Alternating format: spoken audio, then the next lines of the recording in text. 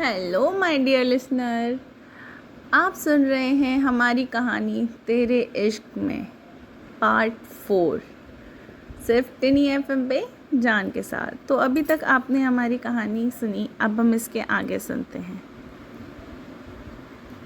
कोयल को कमरे में बंद करने के बाद रणविजय अपने कमरे में आता है और साइड में लगे हुए चेयर पर बैठकर वो शराब पीने लगता है। अपने आप को शाबाशी देते हुए कहा, आज उस लड़की को समझ में आया होगा कि रणविजय राठौर के खिलाफ जाने पर क्या अंजाम हो सकता है।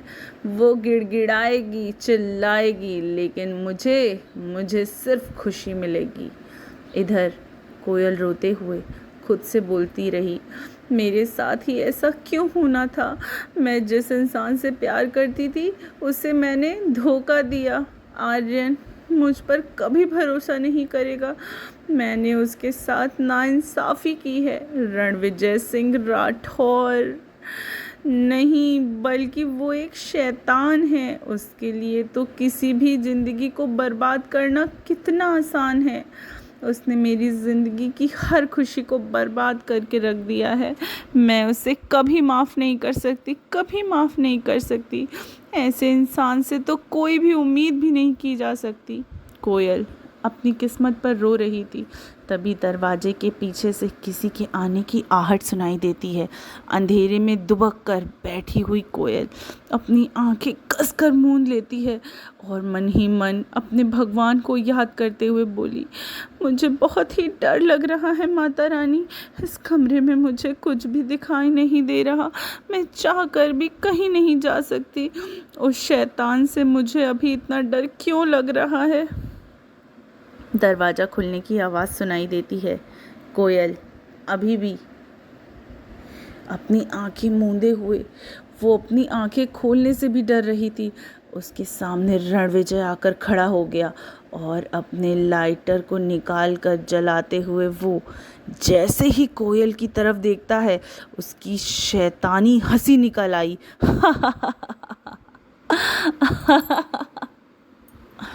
कोयल अपने कान पर हाथ रख लेती है जिससे वे रणविजय की आवाज़ को सुन ना पाए, उसकी हंसी को ना सुन पाए।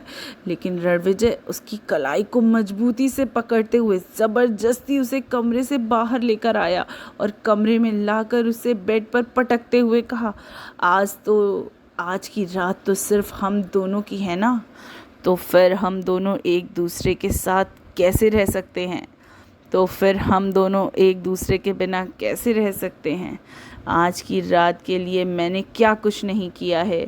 देखो इस कमरे को सारी लाइट्स ऑफ करके हर जगह सिर्फ मैंने कैंडल्स जलवाई हैं और फिर इस बेड को मोगरे की और गुलाब की पंखुड़ियों से सजवाया है।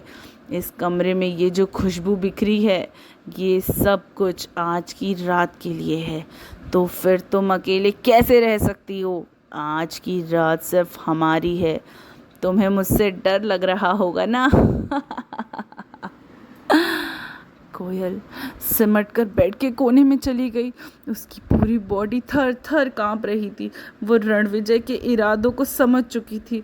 अपने आप को बचाने की कोशिश उसकी नाकामयाब होती दिखाई दे रही थी, क्योंकि रणविजय जैसा हैवान जिसके सीने में कोई दिल ही नहीं था, वो कोयल के दर्द को क्या समझता। कोयल रोते हुए बोली, तुम मेरे जिस्म को तो हासिल कर सकते हो, लेकिन मेरे दिल को ठोस पहुंचाकर तुम्हें कभी सुकून नहीं मिलेगा। तुम कभी सुकून से नहीं जी पाओगे। तुम्हें कभी भी मैं चैन नहीं पाने दूंगी रणविजय। मुझे सिर्फ जिस्म की चाहत है, क्योंकि मुझे जिसकी भूख है उसी पर मैं टूट पड़ता हूँ और भूखे शेर को सिर्फ अपनी भूख मिटाना आता है और उससे कोई फ़र्क नहीं पड़ता किसी और बात से। इतना कहकर रणविजय किसी जानवर की भांति कोयल पर टूट पड़ा। उसकी सिसकियां रात के अंधेरे में उस कमरे में गूंज रही थी। वो अपने हाथ पांव चला रही थी, लेकिन रणविजय को इन सब बातों से कोई फर्क नहीं पड़ रहा था। वो कोयल पर ऐसे टूट पड़ा जैसे कोई जानवर अपने शिकार को देखकर उस पर टूट पड़ता है। खुद को आज़ाद करने की कोशिश भी नाकामयाब रही। रणविजय कोयल के जिस्म को नोच रहा था। उसे कोई फर्क नहीं पड़ रहा था कि कोयल की क्या हालत हो रही है। कोयल की आंखों से बस आंसू पे आंसू गिरे जा रहे थे। वो रणविजय के लिए एक जिंदा लाश बन गई थी, जैसे अब उसमें जान ही नहीं बची हो। शरीर की सारी हड्डियां एक साथ टूट गई हों। उससे सिर्फ रोना आ रहा था। अपने आप को ऐसे मजबूर और बदहाल स्थिति में देखकर उसे खुद पर शर्म आ रही थी, जैसे अब उसके जीने की सारी उम्मीद ही खत्म हो गई हो। अब रणविजय के लिए और भी सब कुछ आसान हो गया था। कोयल जिंदा लाश की तरह बेड पर पड़ी हुई थी और उसके ऊपर रणविजय अभी भी अपनी भूख को मिटा रहा था। करीब 3 घंटे के बाद वो कोयल को ऐसे ही छोड़कर अपनी शर्ट को लेकर बेड से उतर गया और एक नज़र कोयल पर डालते हुए कहा, अब मुझे तुम्हारी कोई ज़रूरत नहीं है। तुम इस डाइवोर्स पेपर पर साइन कर देना और चली जाना जहाँ जाती हो तुम। रणविजय अपनी शर्ट के बटन को लगाता है और कोयल को वहीं बेड पर पड़ा हुआ देखकर अपने सामने डाइवोर्स पेपर टेबल पर रख कर चला जाता है। कोयल फूट फूट कर रोने लगती है।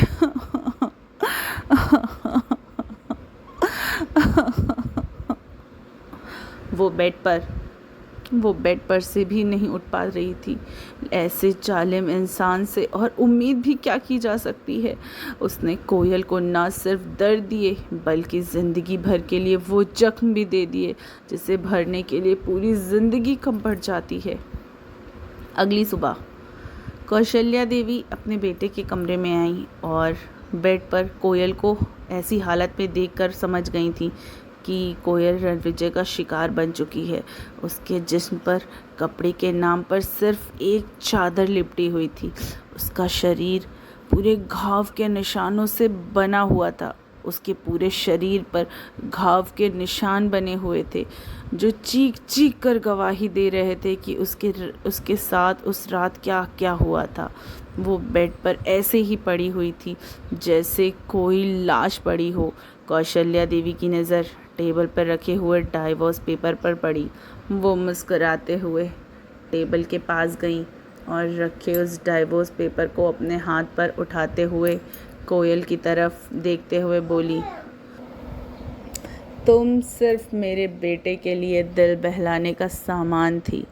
अब उसका जी भर गया है तो तुम अपना बोरियर बिस्तर उठाओ और चली जाओ इस घर से।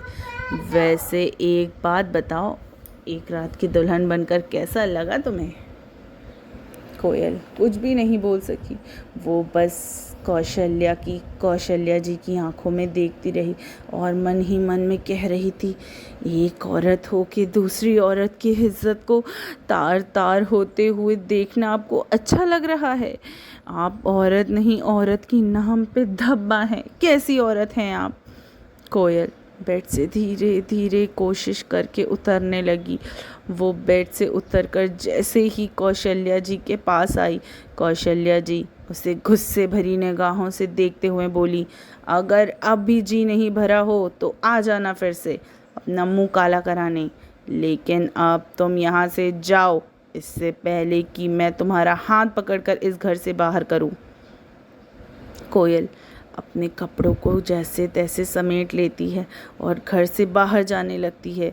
घर के जितने भी नौकर थे सब उसकी हालत को देख के रोने की हालत में आ गए थे, लेकिन उन सब के लिए तो ये सब देखना जैसे रोज़ की आदत हो गई थी।